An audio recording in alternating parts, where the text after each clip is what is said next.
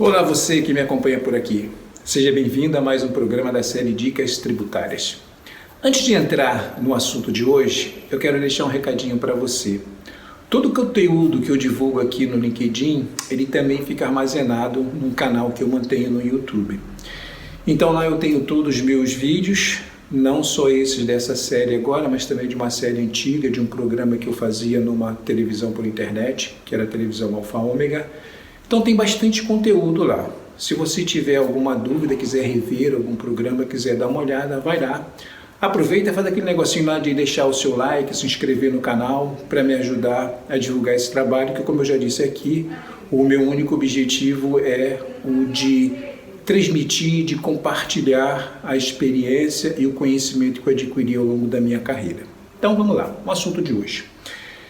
O assunto de hoje é monetização. O que é monetizar? Monetizar é um verbo que define a ação de transformar um bem, um direito, em dinheiro. Então, o que isso tem a ver com o mundo tributário? O mundo tributário, a gente sabe que a gente tem créditos tributários e tem débitos tributários também.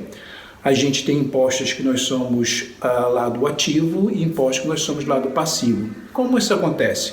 Por exemplo, os tributos que são calculados com base na não cumulatividade, que é o PIS, a COFINS, o IPI, o ICMS, que são aqueles impostos que eu, quando pago ao adquirir uma mercadoria ou contratar um serviço, tem um imposto embutido. E quando eu vendo a minha mercadoria, eu crio um fato gerador de uma obrigação tributária. Então, o que eu recolho no final do mês é o balanço dessas duas coisas. Então, se um mês eu comprei muito mais coisas do que vendi, eu tenho aí um acúmulo de um crédito tributário.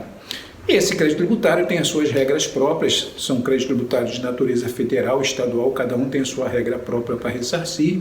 No caso do PIS e COFINS de exportação, tem uma medida provisória específica só para isso. Mas não é sobre isso que eu quero falar. Eu quero falar sobre um que é muito mais comum e que eu já vi muito dinheiro em cima da mesa e sem que ninguém pegasse. Eu vou falar sobre imposto de renda de fonte.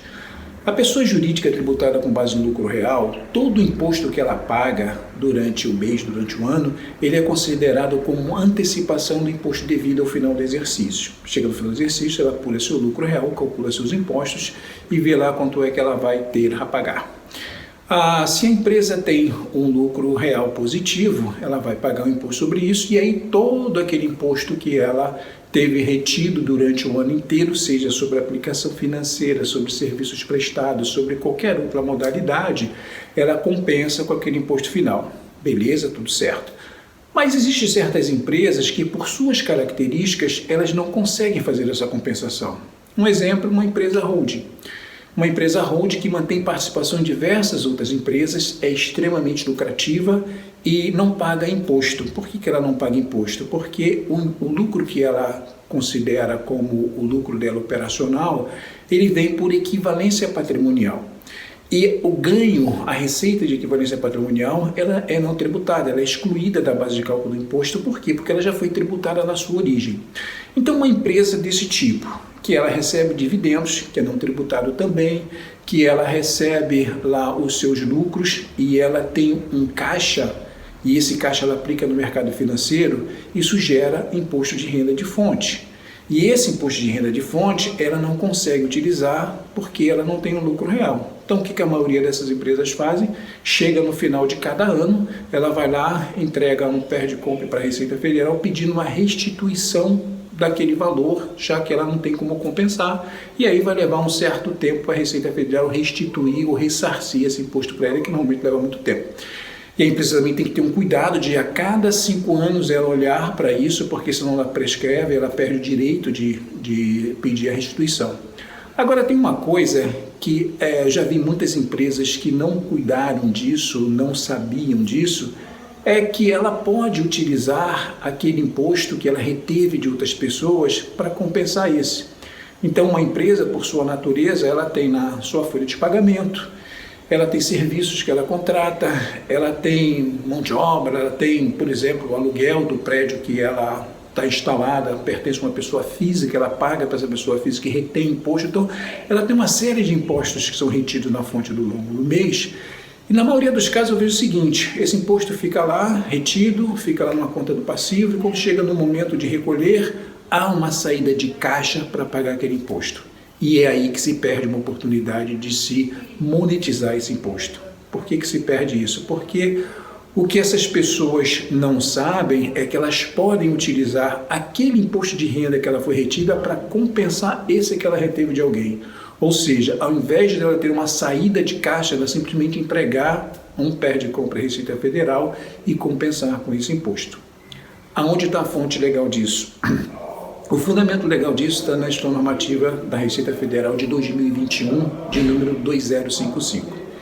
Na verdade, é uma reedição de diversas outras instruções normativas que cuidam da forma pela qual eu devo tratar o imposto de renda retido na fonte, como é que eu faço as compensações, os pedidos de restituições, de ressarcimento desse imposto. O artigo 64 dessa instrução normativa, ele fala que a pessoa que acumular esses créditos, ela pode utilizá-los para compensar com os débitos próprios, com os passivos de impostos próprios que ela tiver. Uma primeira leitura, quando se para aí no próprio, a primeira pensamento que vem assim: não, isso aí eu só posso compensar com aquele imposto de renda que eu apuro com base no meu lucro real lá no final do ano. Só que o parágrafo 3º desse mesmo artigo, ele vem dizer o que se entende como débito próprio. Entende-se como débito próprio aquele que a empresa tem a obrigação legal de recolher por seu próprio resultado e aquele que ela tem a obrigação legal de recolher por conta de imposição de lei. Então, a empresa, quando ela retém o imposto de alguém, ela recolhe esse imposto para a Receita Federal, ela está cumprindo uma determinação legal. Então, nesse caso, esse imposto que ela tem que recolher também é entendido como imposto próprio. Então, ou seja, ao invés de ela pegar o recurso tirado do caixa para pagar a Receita Federal, ela simplesmente faz um perde-compra e compensa aquele valor que estava lá no passivo dela, ela baixa contra a conta do ativo de imposto de renda a recuperar e vida que segue.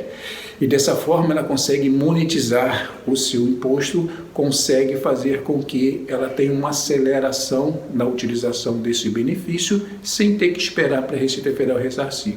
Em algumas situações, eu já apliquei isso em alguns planejamentos, a empresa pode também criar situações dentro dela mesma que gerem pagamentos de imposto com retenção de fonte para acelerar mais esse processo.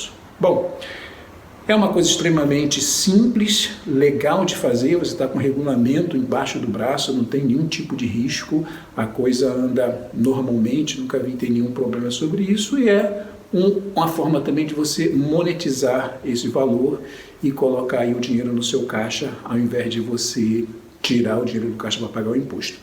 Uma coisa importante é dizer que isso não elimina aquelas obrigações acessórias que a empresa tem que fazer, que é a DCTF, que é os informes anual de rendimento que ela precisa apresentar para aquelas pessoas, porque para todos os efeitos aquela pessoa teve imposto de renda retido de fonte.